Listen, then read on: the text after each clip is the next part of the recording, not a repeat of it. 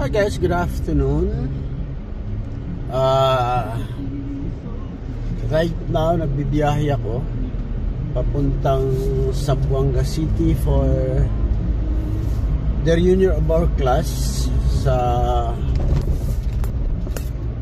Philippine Army, sa training namin. So andito na ako na sa may lugar to, Naga de Mapuro. So actually I left Davao kaninang madaling araw. Hindi ko lang medyo na-delayed lang ako dahil sa na-flatan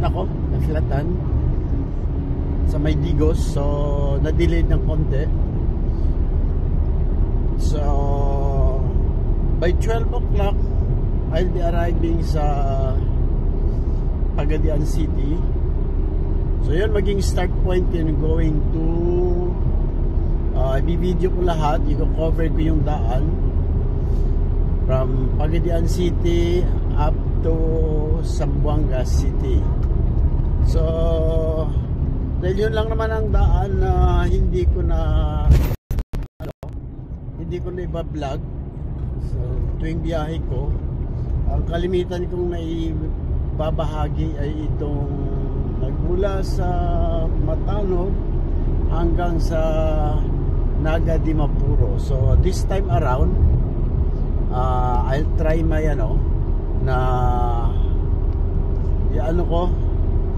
i-cover ko, iba-vlog ko yung from Pagadian City going to Zamboanga City.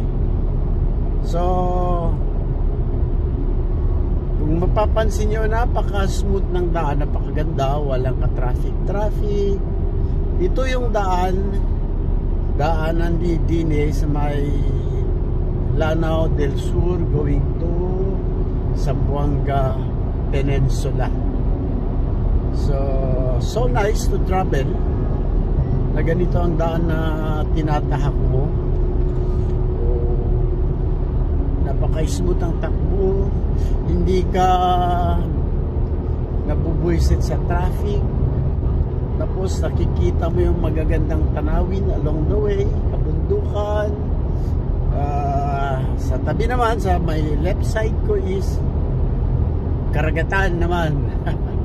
Beach line. Then at my right side is the mountainous area.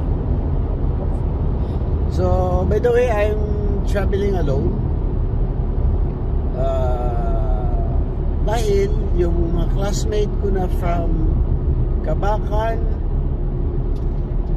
and area Matalam and Cagayan de Oro City kagabi pa ata umalis so bali ako ang huli.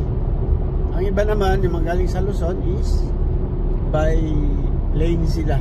They will be arriving sa Zamboanga City accordingly bukas ng umaga. Ang reunion kasi namin, ang program is start at 9 o'clock bukas. So that's why nagmamadila ako, baka madelay. So I need to be at Zamboanga City sa may Malagutay kung saan ang video by early morning tomorrow, para din naman makapag wash up muna bago pupunta sa venue.